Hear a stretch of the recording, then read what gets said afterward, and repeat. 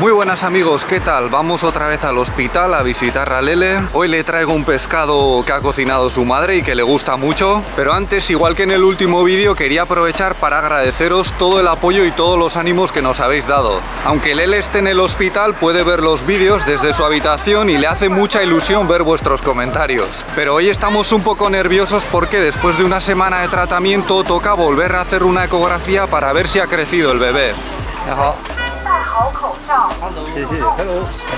Los guardias de seguridad os saludan y todo ya.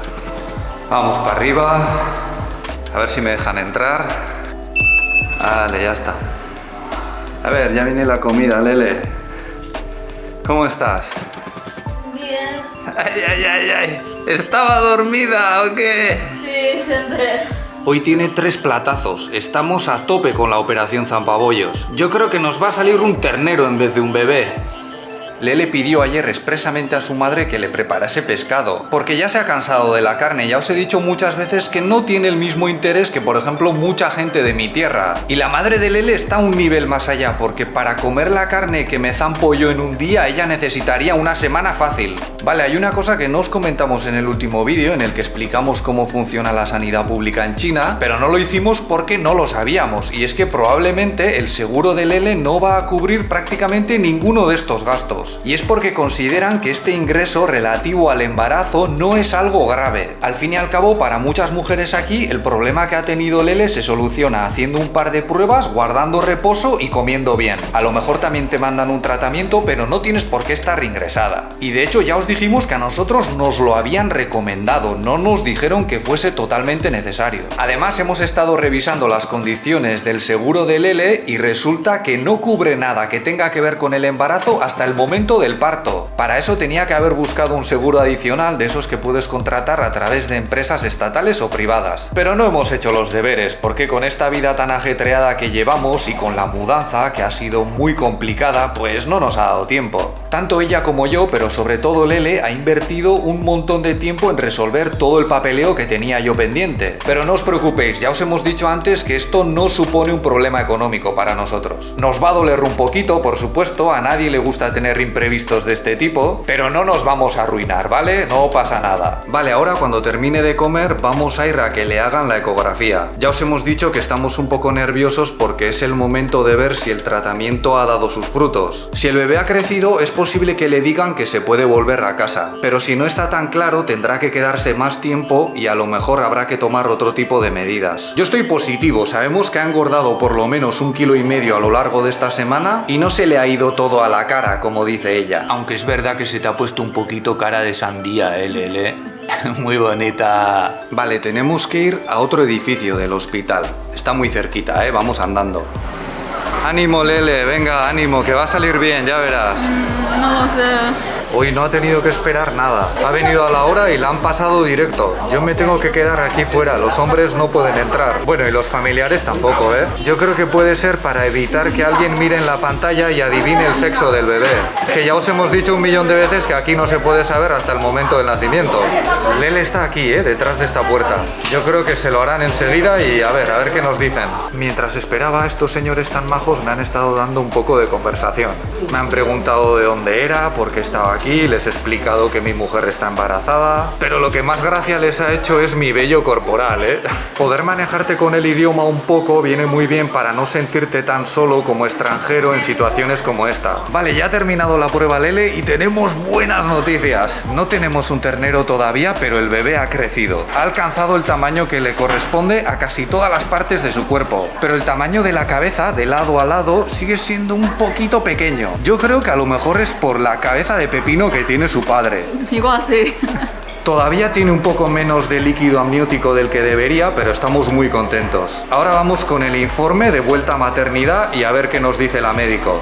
La médico dice que efectivamente ha habido crecimiento, aunque el bebé sigue siendo un poquito más pequeño de lo que debería. Entonces nos ha sugerido que a lo mejor no sería mala idea que Lele se quedase una semana más. Pero esto ya es casi capricho, son como unas vacaciones hospitalarias para Lele. A ella cuando se lo han propuesto no se ha quejado, Además nos dijeron que una semana nos costaría unos 600 euros, pero al final se ha quedado en un poquito menos y la segunda semana ya sale bastante más barata. A lo mejor con unos 300 euros ya está, siempre que no surjan imprevistos, claro. Pero ahora estamos muy a gusto aquí con toda la habitación para nosotros, Lele.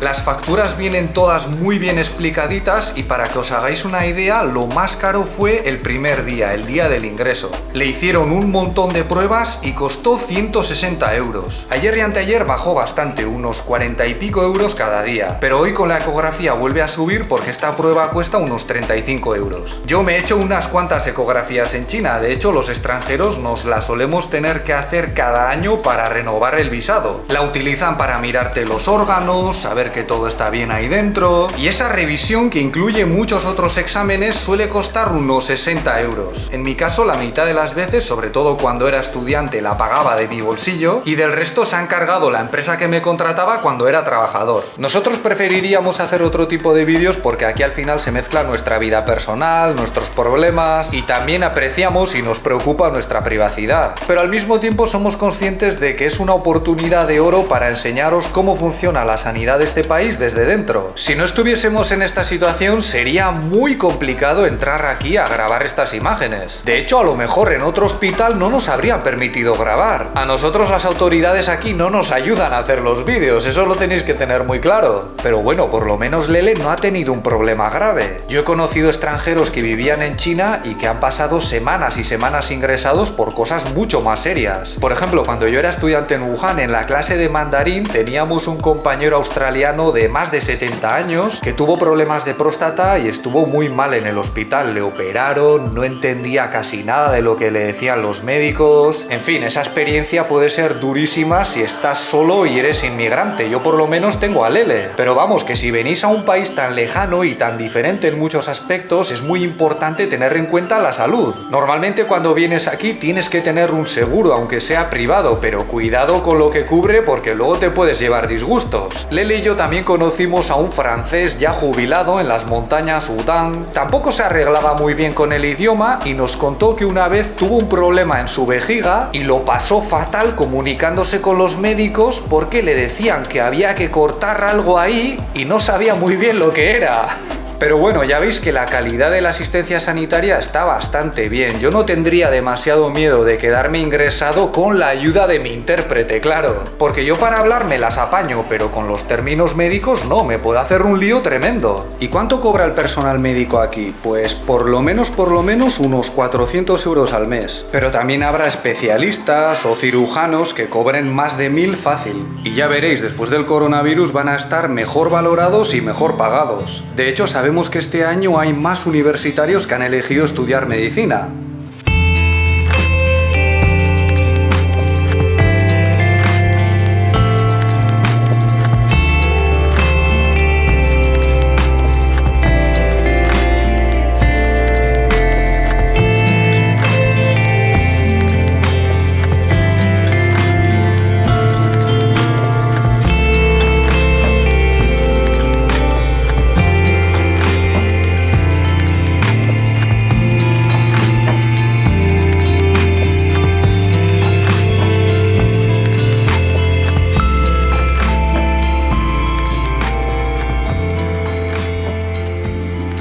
Vale, ya es sábado y si todo va bien, el último día que vamos a grabar dentro del hospital. A Lele le quedan otros 6 días de vacaciones aquí, pero vamos a pasar a hablar de otros temas. Aunque antes, fijaos, hace unos años, cuando os enseñé por primera vez un hospital chino, os dije que es bastante habitual que también te ofrezcan tratamientos de medicina china. Pero aunque te ofrezcan o elijas la opción de la medicina china, eso no quiere decir que tenga que ser acupuntura u otro tipo de tratamientos que en Occidente solemos asociar con ese concepto. Lo más normal es que se trate de herbolarios, a veces suelen estar situados dentro del propio hospital, donde te ofrecen tratamientos tradicionales basados muchas veces en eso, en hierbas, que se sabe que tienen cierta efectividad. Esto es lo que más he visto yo y también te lo puedes encontrar en muchas farmacias. En China mucha gente recurre a la medicina tradicional, pero no para todo. Ya os hemos dicho muchas veces que aquí desde pequeños en las escuelas les insisten mucho en la importancia de la ciencia, y cuando se trata de algo urgente o algo serio, normalmente se elige la medicina occidental o moderna. Claro, es que además la medicina china no tiene por qué ser más barata.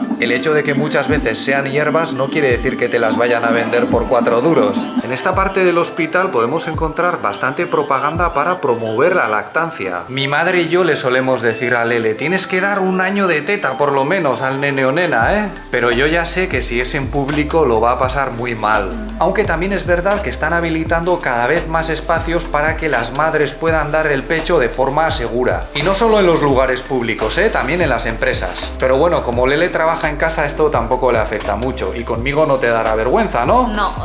Lele estos días tenía antojo de toronja, que es un cítrico enorme que solemos comer sobre todo en esta parte del año. Es un poco complicado de comer porque hay que hacer bastante fuerza para abrirla y luego hay que pelar los gajos, pero al mismo tiempo es muy entretenido. Lele y yo muchas veces cuando estamos viendo una serie o una película nos comemos una como si fuesen palomitas o pipas. Cada día oigo a los bebés recién nacidos. Es muy gracioso, parecen gatitos.